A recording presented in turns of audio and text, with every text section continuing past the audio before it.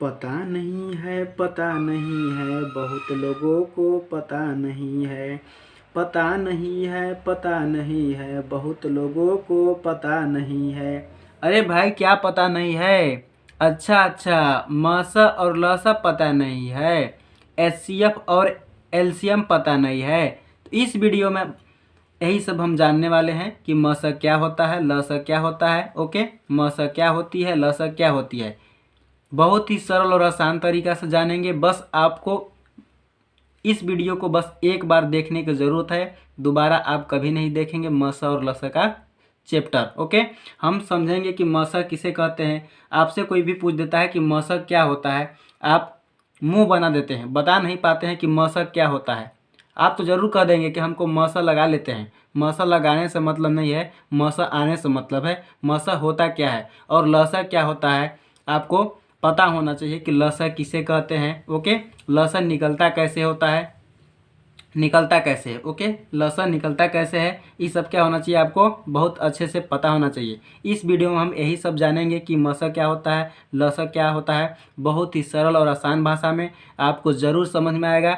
यदि आप वीडियो पर पहली बार हैं या चैनल पर पहली बार हैं तो वीडियो को लाइक और सब्सक्राइब अवश्य कर दीजिएगा।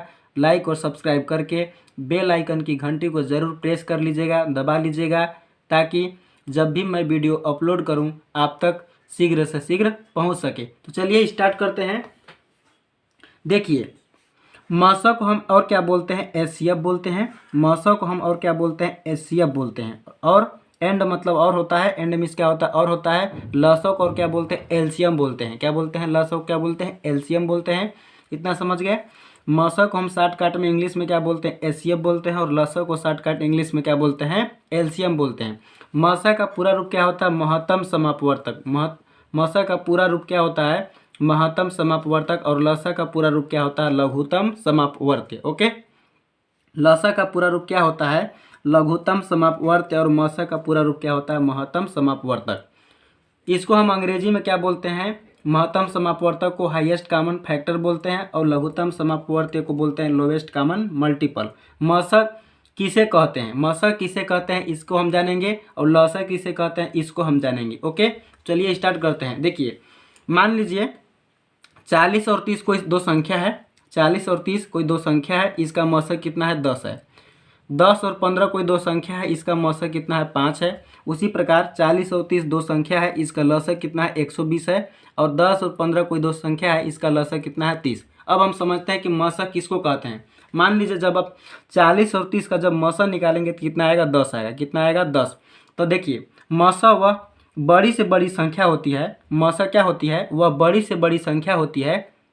मसा क्या होती है, मसा वह बड़ी से बड़ी संख्या होती है जो दी गई संख्याओं को पूरा पूरा काटती है। देखिए, 10 वह बड़ी से बड़ी संख्या है जो 40 को भी काटेगा और 30 को भी काटेगा। मतलब मसा क्या होता है, बड़ा से बड़ा संख्या होता है। मसा क्या होता है, बड़ा से बड़ा संख्या होता है जो दी गई संख्याओं को पूरा पूरा क्या करता है, विभाजित करता है, काट देता है। क्या करता है, काट देता है। जिसे 10 के पहाड़ा में भी 40 आता है और 10 के पहाड़ा में भी 30 आता है। मतलब 10 से और कोई बड़ा संख्या हो ही नहीं सकता जो 40 और 30 दोनों को पूरा पूरा काटे। ओके, तो मसा क्या होता है, वह बड़ा से बड़ा संख्या होता है, या मसा वह बड़ी से बड़ी संख्या होती है जो दी गई संख्याओं को पूरा पूरा विभाजित करती है या काटती है। आगे समझ में फिर से समझेंगे।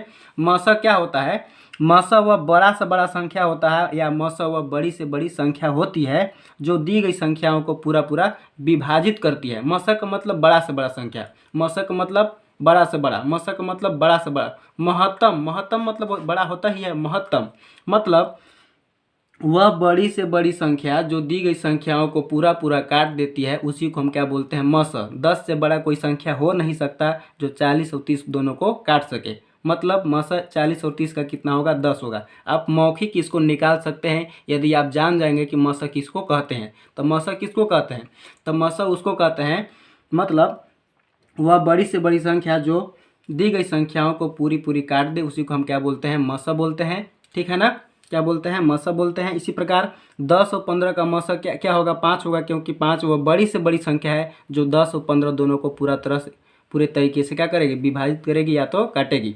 मतलब 5, देखिए 5 से बड़ा कोई हो ही नहीं सकता है कि 10 को भी काट दे और 15 को भी काट दे।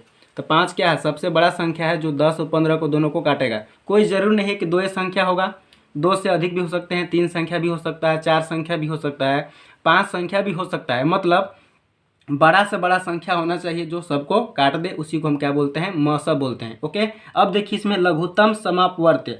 लघुत्तम, लघु मतलब छोटा, तम माने मतलब सबसे छोटा, लोवेस्ट है कहने का मतलब। तो लसा क्या होता है, छोटी से छोटी संख्या होती है। लसा क्या होती है, छोटी से छोटी संख्या होती है, जबकि मसा क्या होती है, बड़ी से बड़ी संख्या होती है।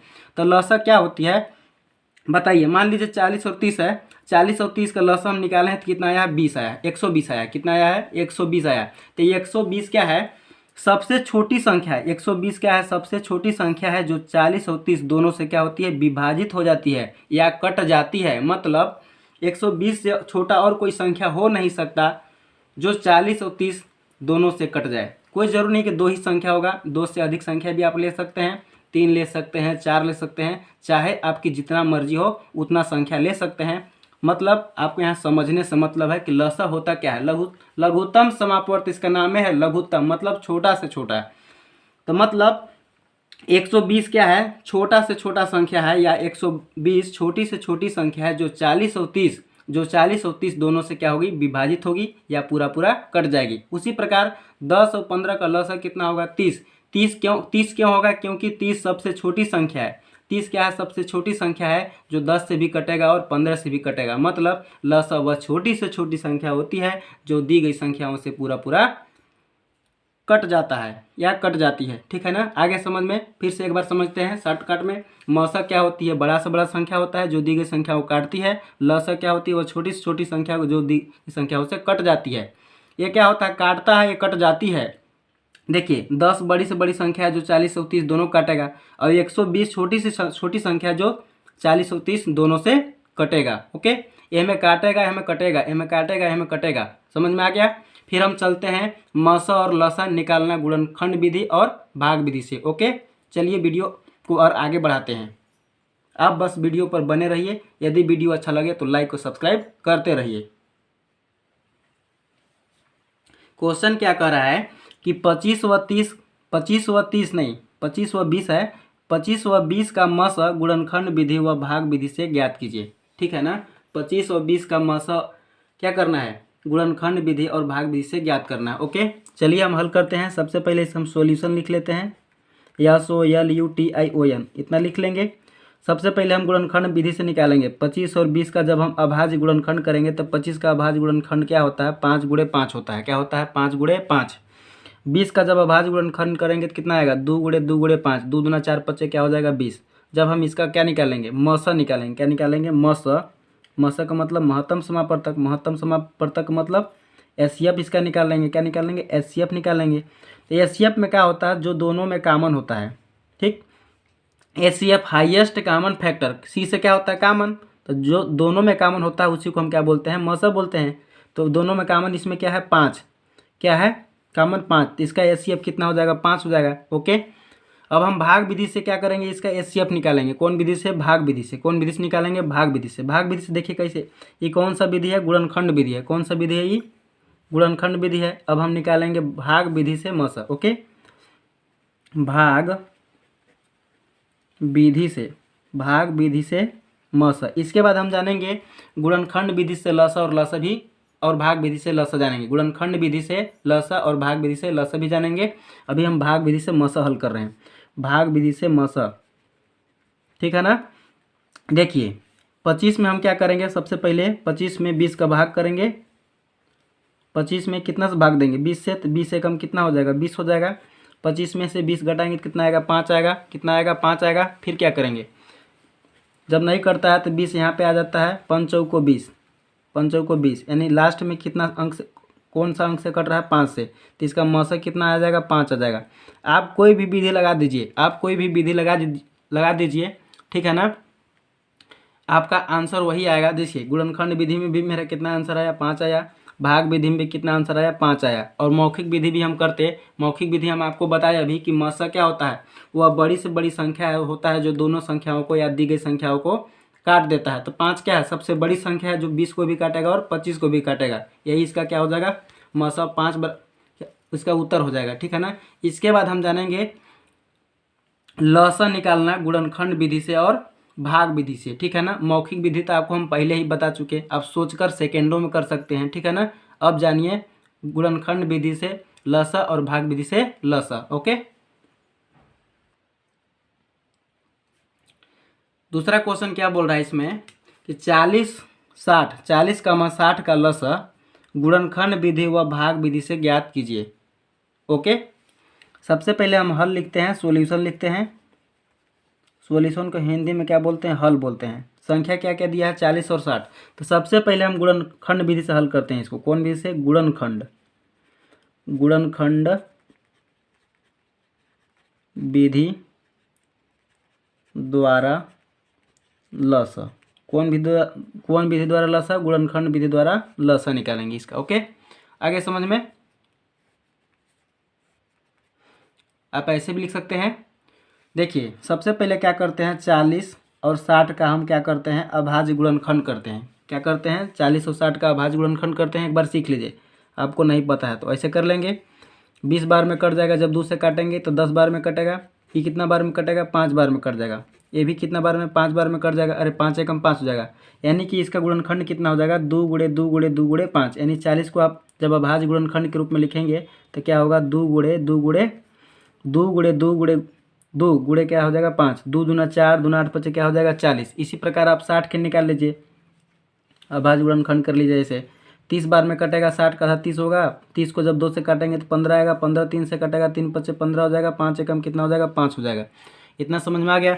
60 को हम लिख सकते हैं, 2 कितने बार आया, 2 बार आया है तो 2 गुणे क्या लिख सकते हैं, 2 गुणते 3 गुणे क्या लिखेंगे, 5। यहाँ से लिख देंगे देख के। ओके, इतना समझ में आ गया। फिर क्या करेंगे, हमको क्या निकालना है, एलसीएम निकालना है, लसा निकालना है। तो लसा बराबर क्या होता है, देखिए ध्यान से।